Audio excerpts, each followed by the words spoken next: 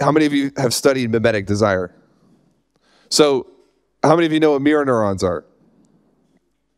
Cool. You want me to go through it? Okay. Mirror neurons are the things inside of, they're fantastically useful with children because you learn how to, like when you look at a child and you make a face, they make the same face back. They're learning through mirroring other people. This never stops. It goes on for the rest of our lives. And so we mirror the behaviors, we mirror the faces, we mirror the feelings. This is big. Mirror neurons go beyond just like, what are your eyes doing? We mirror the feelings, but Mimetic Desire takes it a step further. And Mimetic Desire says we don't only mirror the states, the feelings, the looks, the behaviors, we mirror the desires. So desires is way different because when you mirror a desire, you're actually mirroring something that is quantum. It doesn't exist. You smile, I smile. It exists, the smile exists. Is this too deep? We good? Okay. If you feel sad, I feel sad. It exists, right? If you want a mimosa, hint, hint, wink, wink, you want something, but it does not exist. And then I decide I want that thing, which is happening to Gabrielle right now. She also wants a mimosa. And Mimetic Desire is the mirroring of something that is actually not in existence yet. So when we actually break into, like, there's a really good book called Wanting. So let me just give you an example real fast, and we'll go through Mimetic Desire as just a baseline for mastering some of these things. Let's say that you go to a bar and you're going to order a beer. Anybody like beer? Cool. Brady's going to order a beer, but I order a martini instead. Now Brady wants a martini because I ordered a martini. He now wants the same thing that I want. Old school Newtonian science would say that I merely revealed a subconscious desire that Brady already had. Okay? They would be like, oh, it's just, he actually wanted a martini. He just didn't know that he wanted a martini. Mimetic Desire says, no, actually, I created the desire that he has, which is harmless. A martini versus a beer is not really a big deal. But then I tell Brady that I just got promoted and I got a $20,000 a year raise. And he smiles and he's like, oh, that's awesome. And internally he starts thinking, well, we both went to the same college and we both started at the same time. And I'm happy for you, but why didn't I get a raise? And all of a sudden he starts wanting something that he had no desire for before drinking that dreadful martini. Okay? As he asks himself these questions, he becomes feeling something called insecurity because he's afraid that he's going to be physically alone. And so he starts being driven by this need to keep up because if I get promoted and he doesn't, that must mean that he's about to get kicked out of the tribe and starve to death. This is how the brain works. It's just going down a program. I get a Tesla. He decides I'm never getting a Tesla. Because sometimes Mimetic Desire works in the mirror. As you attempt to keep up with someone, you also attempt to separate yourself from them as a distinction. This is mimetic evolutionary desire. This is what happens with us as a species. So psychologists call this hyper-imitation. Hyper-imitation is how you can drop a human off in the middle of a village and within 100 years, that village is inventing technology and taking over part, like we are hyper-imitation creatures. So you can use this from a quantum level because if you want something, there's a good chance that the people you are talking to are also going to want it. So when you get on the phone with somebody, how many of you help people make money for a living? That's what your industry is. Okay, if somebody gets on the phone and they want a return of 20% and you want a return of 80%, you're reprogramming them without even saying it. Make sense? We'll get tactical in a second. I just like to stay in the clouds for a little bit so we can understand actually what's going on. How many of you know what a TAM is? How many of you know what an ICP is? Okay, cool. We don't even have to cover that. How many of you know what an MQL is? How many of you know what a PQL is? Product qualified lead. All right, we'll circle back. We'll cover that. I'm just making sure I don't miss anything. How many of you know what moral authority is? Oh, sweet. Okay. How many of you know internal versus external pressure? Sweet. All right, we'll sit there for a second. All right, so mimetic desire. Back to mimetic desire. Whatever you want, other people want as well. This is an interesting question. Is what desires that you have are actually your desires? So this will be an interesting question for you to just kind of sit and ponder. Not now, but later. What things are you actually driven by? Edward got it. That are yours. Because humans want autonomy, but most of the things that we actually want are from other people. And that doesn't feel good. It doesn't feel good that the entire thing that you're building right now, you're building because someone else built it. That doesn't feel good, does it? So there is a way to inoculate yourself from this thing called mimetic desire. But we can't remove evolution entirely. What we can do, though, is we can hack it. Somebody say hack. Somebody say hack job. This will be a hack job, but the good kind, okay? We're going to take mimetic desire, and we're actually going to deploy it in a way that is useful for our own accomplishment and achievement. So if we know that we're going to be copying and modeling, because that's what we do. If you study like Sam Walton or Henry Ford even, Sam Walton says I was the greatest copycat who ever lived. He would go to these stores and he would just copy. There's no problem with copying. Like people get so pissy and mad and they're like, I invented this. Like, no, you didn't actually. You put your name on it. I put my name on the buying pocket, but psychologists created it. Where nobody's copying anything. Everyone's copying everything. So Sam Walton would go through these stores and he would take what worked and he would bring them back. He's a great person for you to study, especially when we get into tomorrow's session about anti-fragility. Because if you think your life is hard now, you're just full of shit. Like your life ain't that hard. These guys went through the most extraordinary problems like in history. Sam Walton at one point had 11 stores and was booming and was like ready to grow. He started taking out debt. He had 4 kids. And one day the landlord realizes how much money he's making and refuses to renew the lease. So Sam has to figure out how to find a replacement for 11 stores in 60 days. And he can't. He can't find any stores.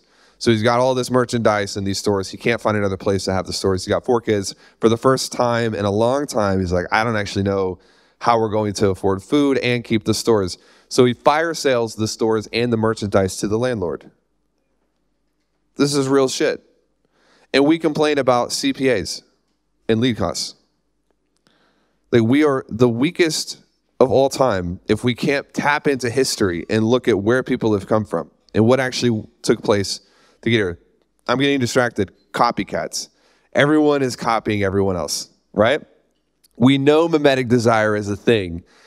And so what we want to do is we want to deploy mimetic desire, and I'm going to teach you influence in these 3 levels because everything you do to influence other people starts with influencing yourself. Some of y'all are used to the quizzing. Some of you are not. We want to start with internal influence. So how do we inoculate ourselves against the mimetic whims of society and civilization? Is we give ourselves a worthy model.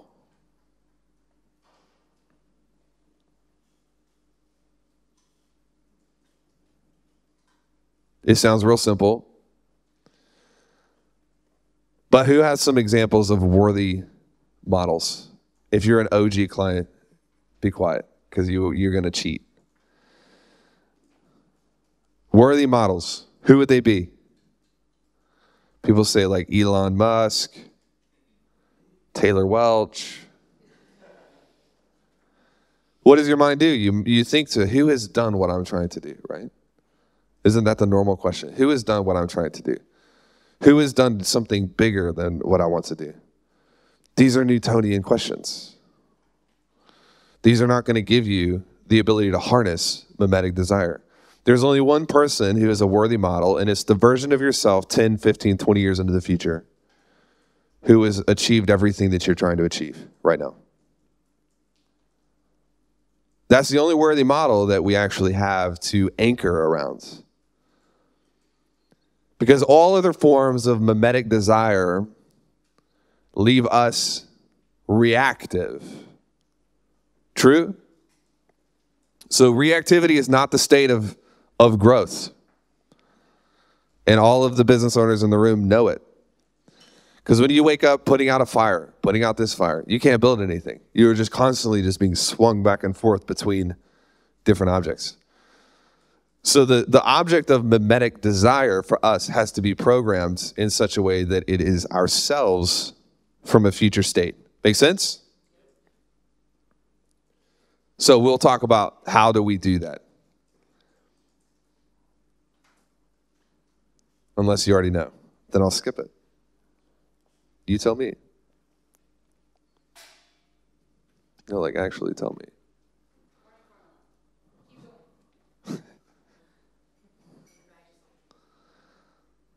I just need a mimosa. That's really all I...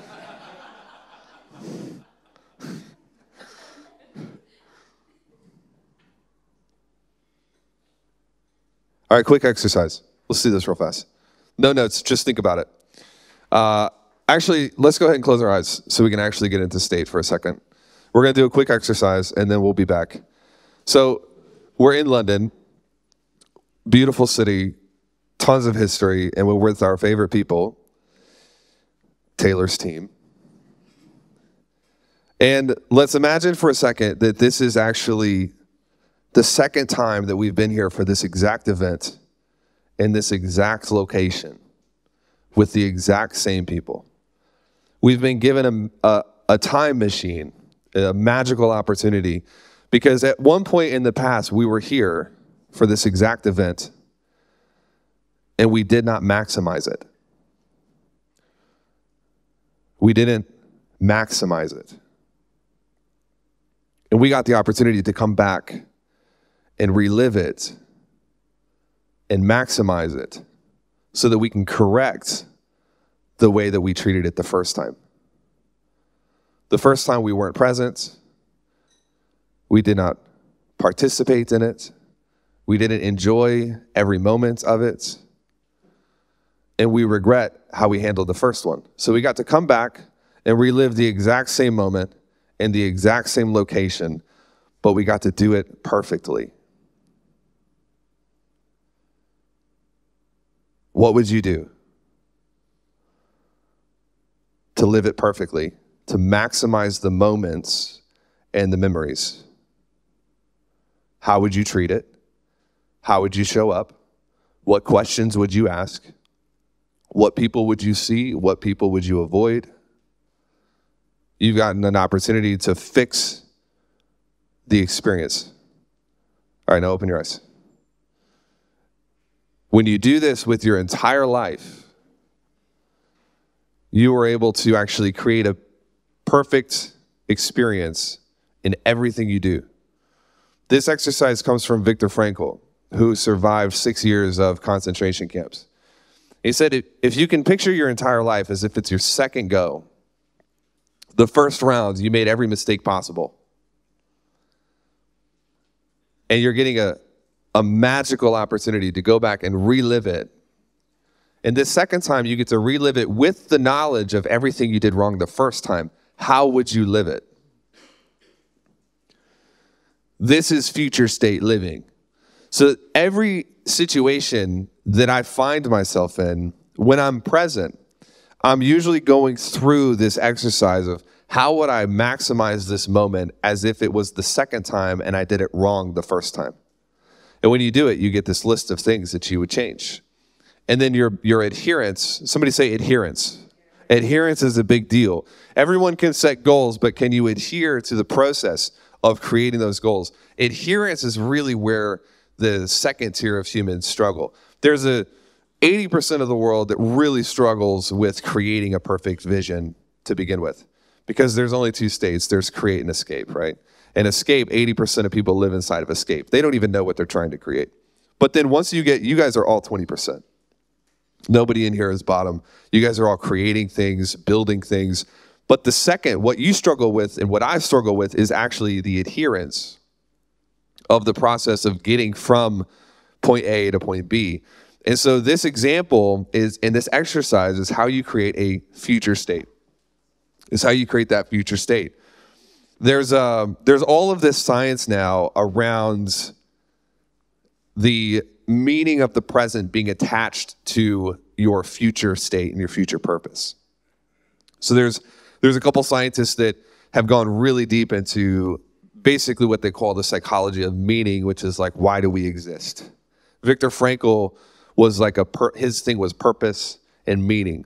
So these psychologists have done deep studies and deep work on why do we exist as humans. I'm telling you, this stuff ties in. If you want to know why our teams, like I pump them out. Our salespeople can sell anything. Like anything. They could sell you right now on something you already bought. And sometimes they do, and we have to refund people. They can sell anything. Like anything. We create the best in the entire world. But it's not because I'm teaching them how to say something if someone asks a question. It's this stuff right here. And you can feel it. When you get a team of people who are connected to a future state, they can make it through anything. They don't even feel it. We're not necessarily trying to deal with objections. We're trying to prevent them entirely. And this is partially how we do it. So back to these two scientists. They said present events draw meaning from their connection to future outcomes. Present events draw meaning from their connection to future outcomes. This means it's not important just to have a future state. You have to be connected to it on the daily to be able to harness its power. Make sense? When you get this and when you've created this effectively, you're actually creating the rules of engagement. So a lot of the objections that normal people have to deal with, we don't have them. Our guys don't even know what to do with them. Like, we don't have tactical responses. We teach them, but we don't really, what if this doesn't work? If somebody asks us, what if this doesn't work? We just look at them and they feel insane. How many of you have been on a call with someone on my team and felt that at the end of a call? Anyone? It is quantum. What do you mean if it doesn't work? I don't know. Okay, well, do you do TPay? Sure. They don't exist. That's why I see these ads and I'm like, man, these guys are just teaching like tactical stuff, but they're not teaching the future state, the identity. And so what we're doing when we get on every single interaction you have with someone else, your whole job, you're just connecting them with the future state.